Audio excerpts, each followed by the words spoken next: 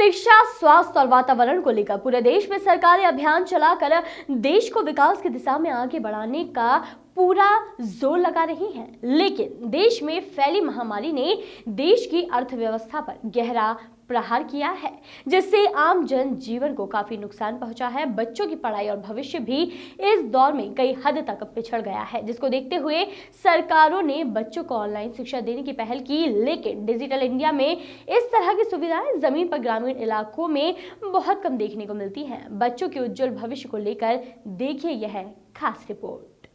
तस्वीरों में यह छोटे छोटे बच्चों को देखिए। बच्चे कितने ध्यान और लगन से पढ़ाई कर रहे हैं। यह कोई प्राइवेट स्कूल नहीं है और न ही कोई संस्था। दरअसल सरकार के उद्देश्यों को आगे बढ़ाने के उद्देश्य से बिना किसी सपोर्ट के आगे बढ़ते नीतू की यह पाठशाला है, जहां पर बच्चे के भविष्य को संवारने और उनके मानसिक विकास को तेजी से बढ़ाने का काम किया जा रहा है। नीतू की इस पाठशाला में करीब 3 गाँव के बच्चों को हिंदी, इंग्लिश और कई तरह की एक्टिविटी कराई जाती है। बच्चों को इंग्लिश बोलना सिखाया जा रहा है। अंतर्राष्ट्रीय पर्यटन नगरी खजुराहो से 13 किलोमीटर दूर नेशनल हाईवे पर स्थित टोरिया गांव में नीतू की यह पाठशाला लोगों के लिए आकर्षण का केंद्र बना हुआ है। नीतू की इस पाठशाला में आदिवासी बच्चों को भी शिक्षित करने का सराहनीय प्रयास किया जा रहा है, जो जिले भर में चर्चा का विषय बना हुआ है। आपको बता दें कि नीतू बच्चों को निःशुल्क शिक्षा देने का काम कर रही है। नीतू बच्चों के लिए हर संभव प्रयास कर रही है। नीतू को इस सराहनीय प्रयास को देखते हुए बच्चे भी काफी उत्साहित होकर ध्यान लगाकर पढ़ाई कर रहे हैं और दिन प्रतिदिन बच्चों की संख्या बढ़ रही है। वहीं नीतू की पाठशाला में बढ़ते बच्चों की संख्या को देख हमने नीतू से खास बातचीत की। नीतू हरियाणा की रहने वाली है और वर्तमान में छतरपुर जिले के टोरिया गांव में रहती है। बुंदेलखंड के पिछड़े हुए इस इलाके में बच्चों के घटते शिक्षा के स्तर को देखते हुए नीतू की पाठशाला की शुरुआत की गई है। बताया गया कि पहले कम बच्चे आते थे, अब दिन प्रतिदिन बच्चों की संख्या बढ़ने लगी है। नीतू खुद अपने खर्च से उत्कर्ष नाम के एक शिक्षक को 8,000 की सैलरी पर रखकर बच्चों को पढ़ाने और उनके मौलिक आधार उनके वेस स्ट्रॉन्ग करने के कोई भी कसर नहीं छोड़ रही है। उत्कर्ष भी प्रतिदिन बच्चों को पढ़ाने आता है और आपको बता दें कि नीतू की पाठशाला बच्चों के लिए निःशुल्क शिक्षा देने का काम कर रही है और नीतू बच्चों के लिए हर संभव प्रयास भी कर रही है। नीतू की इस प्रयास को देखकर बच्चे भी काफी उत्साहित होकर ध्यान लगाकर पढ़ाई करते नजर आ रहे हैं। करोड़ों खर्च करके जो सरकारें और सामाजिक संस्थाएं नहीं कर पा रही हैं, वही प्रदेश में योजनाओं को धरातल पर सही तरीके से नहीं उतार पा रही है। लेकिन मध्य प्रदेश में देखिए, नीतू की पाठशाला बिना किसी संस्था और सपोर्ट के आगे आकर बच्चों के भविष्य को बनाने में अपना पूरा योगदान देने और अहम भूमिका निभा रही है। ऐसे में अब देखना होगा कि नीतू के द्वारा किए जा रहे इस सराहनीय पहल को आगे बढ़ाने कितने जिम्मेदार समाज सेवी और जनप्रतिनिधि आगे आते हैं। क्या नाम है आपका? मेरा नाम नीतू दैया है।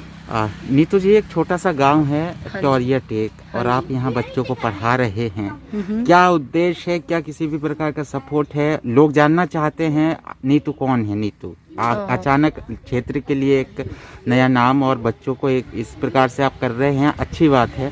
क्या कहना चाहेंगे? पहले तो आप अपना परिचय दीजिए। मेरा नाम नीतू दैया है। मैं हरियाणा से हूँ। मैं हरियाणा के फरीदाबाद ज़िले से हूँ और मेरी शादी सोनीपत में हुई है। ये मेरे पति की और मेरे फादर इन लॉ की प्रॉपर्टी है, जहाँ पे मैं भी हूँ। और मेरे father in law, he was a great man. Actually he is still with me. I feel that energy. उन्होंने बहुत कुछ किया है सोसाइटी के लिए। People know him very well. उन्होंने इतने यज्ञ करवाए हैं, हवन करवाए हैं, लोगों के बीच में अपनी एक पहचान बनाई। मैं जहाँ भी आज जाती हूँ सब मुझे जानते हैं, अच्छा ये रामेश्वर जी की छोटे बेटे की बहू है। तो अब जब पापा हमारे बीच में नहीं है तो मैं उनके बिहाफ पे बहुत कुछ करना चाहती हूँ। मैं इन बच्चों को एक अच्छी ज़िंदगी देना चाहती हूँ। मैं चाहती हूँ कि ये अपने लाइफ में इतने आगे बढ़ें, अच्छी अच्छी नौकरियाँ पाएँ, ये अच्छे से एजुकेटेड हो जाएं। ये मेरा एक उद्देश्य है कि अभी जो बच्चे 14, 15, 16 साल की कैटेगरी में हैं, इनके साथ मैं जो काम कर रही हूँ, मेरा उद्देश्य ये है। जैसे लॉकडाउन है लगा था और महामारी की वजह से बच्चों की कहीं ना कहीं बच्चों की मानसिक पढ़ाई को भी नुकसान पहुंचा है। जी हाँ। ऐसे में क्या किस तरीके से प्रयास करें? कहाँ के बच्चे आते हैं क्या सपोर्ट है प्रशासन का? देखिए, प्रशासन का कोई सपोर्ट नहीं है और अभी यहाँ मेरे को शायद 2-3 गांव के लोग जानते हैं कि मैं मुफ्त शिक्षा दे रही हूँ इन बच्चों को। मेरे को कहीं से कोई मेरे को पर्सनली कोई सपोर्ट आती नहीं है, मतलब मेरे को कोई डोनेशन नहीं है किसी से भी। मैं जो भी मेरे पास है, जो भी मेरी मनी मेरी पॉकेट अलाउ करती है, मैं वो मनी इन बच्चों के साथ अपना लगा देती हूँ। जैसे कुछ प्लांट्स खरीद के इनको प्लांटेशन करवा दिया, इनको प्लांट्स की मैंने इम्पोर्टेंस बताई है, एनवायरनमेंट की इम्पोर्टेंस बताई है कि हम एनवायरनमेंट को कैसे हेल्दी रख सकते हैं। कितने बच्चे हैं टोटल, कितने बच्चे आते हैं? अभी मेरे पास हाल फिलहाल में 70 to 80 किड्स आते हैं डेली। तो इतने बच्चों को संभालने के लिए आप अकेला कैसे करते हैं? अकेले करना बहुत मुश्किल है, क्योंकि कुछ बच्चे ऐसे हैं जो कि 5वीं 6ठी 7वीं क्लास में है, लेकिन उनको अल्फ़ाबेट्स नहीं आते हैं। तो for me it's a tough job. एक ही टाइम पे आप इतने सारे बच्चों को हैंडल नहीं कर सकते, क्योंकि ये बच्चे मेरे से ज़्यादा लगाव रखते हैं, तो ये ज़्यादा भारी संख्या में आते हैं। अब मैं कैसे एक एक बच्चे को डील करूं, तो इसीलिए मैंने अपने साथ ये उत्कर्ष लड़का है, इसको लगाया है। ये अच्छा, he is a well educated person. अभी इस एरिया में मुझे लगा कि इसका मैथमेटिक्स अच्छा है, इसकी हिंदी अच्छी है, इसकी पकड़ है बच्चों के साथ, ये कंट्रोल कर लेता है। तो जैसे आपने रखा तो सैलरी भी होगी? हाँ जी, मैं इसे पैसे भी देती हूँ। अच्छा, आप अपने तरफ से कर? जी, मैं इसे अपनी तरफ से अभी पैसे दे रही हूँ। अच्छा। ताकि बच्चों को जो ये आ रहे हैं, तो जैसे ये स्कूल में जाते हैं, सरकारी स्कूलों में, वहाँ अपना टाइम वेस्ट कर रहे थे, मेरे पास आए तो कम से कम अपना समय व्यर्थ ना करें, अपना टाइम वेस्ट ना करें, उसको यूज करें। अच्छा। तो मैं अपने पैसों से इसका यूटिलाइज करवा रही हूँ। अच्छा, अपने खुद से ही आप कर रहे हैं? हाँ जी। कोई एनजीओ नहीं, कुछ संस्था नहीं? जी, कोई संस्था नहीं है। जब आप एक नेक काम करते हैं, जब आप बच्चों की मदद करते हैं, जब आप शिक्षा का प्रचार कर रहे हैं, जब आप चाहते हैं कि ये बच्चे एक अच्छे नागरिक बने, तो आपको मुझे नहीं लगता किसी इंस्टीट्यूट की या किसी एनजीओ की जरूरत है। क्या नाम है आपका? जी, उत्कर्ष पाठक।